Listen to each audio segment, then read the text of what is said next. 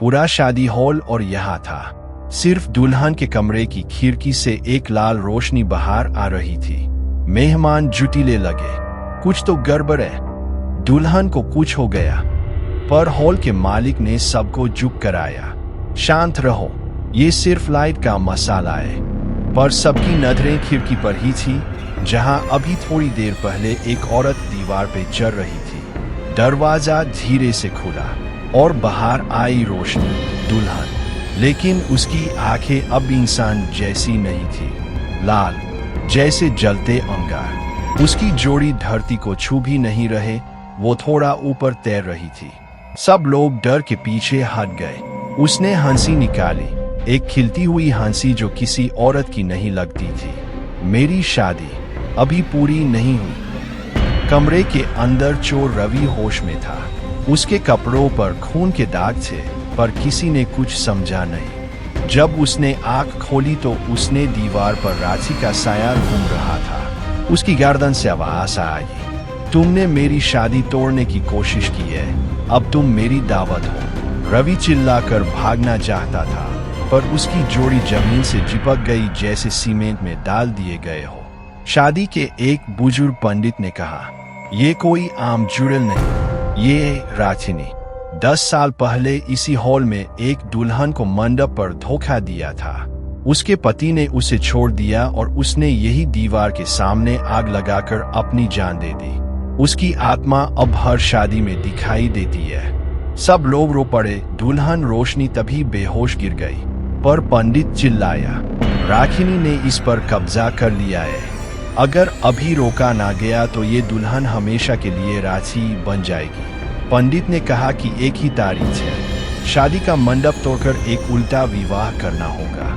मतलब दुल्हन को फिर से मंडप में बिठाकर मंत्र पढ़ना होगा, पर इस बार उसके सामने पति अमन के बजाय एक आईना रखा जाएगा। सब लोग हैरान, आईने से शादी? पंडित, हाँ, राखिनी हमेशा अपने पति के धोखे के गम में है। अगर इसको अपनी ही तस्वीर से जोड़ा जाए तो इसका बंधन टूट जाएगा।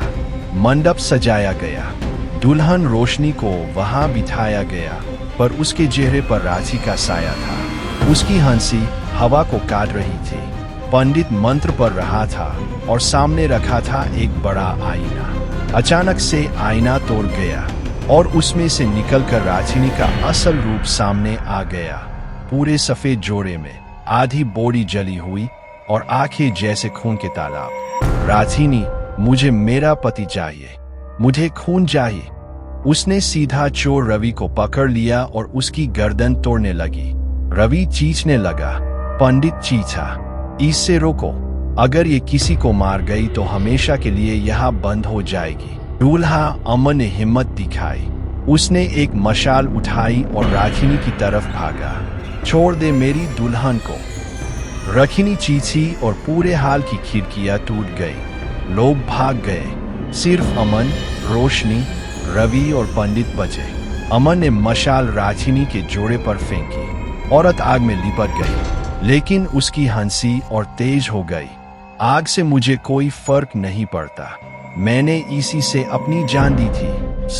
पंडित चिल्लाया, रोशनी, अगर तुम जिंदा रहना चाहती हो तो राखिनी को खुद से अलग करो, उसका नाम जोर से लो। रोशनी रो पड़ी, राखिनी, मुझे छोड़ दे, मेरा पति मेरा है, तू नहीं।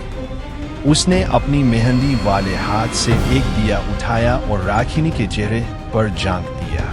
एक भयावह चीज हुई और राखिनी हवा में घुल गई जैसे रात बनकर उड़ गई हो। सब लोग शांत हो जाएंगे। रोशनी बच गई। शादी मुश्किल से पूरी हुई, पर जब सब लोग जा रहे थे तब एक नौकरानी ने देखा, दीवार पर अभी भी जलते निशान बने थे और हवा में एक हल्की सी आवाज गूंज रही थी, शादी अभी पूरी नहीं हुई।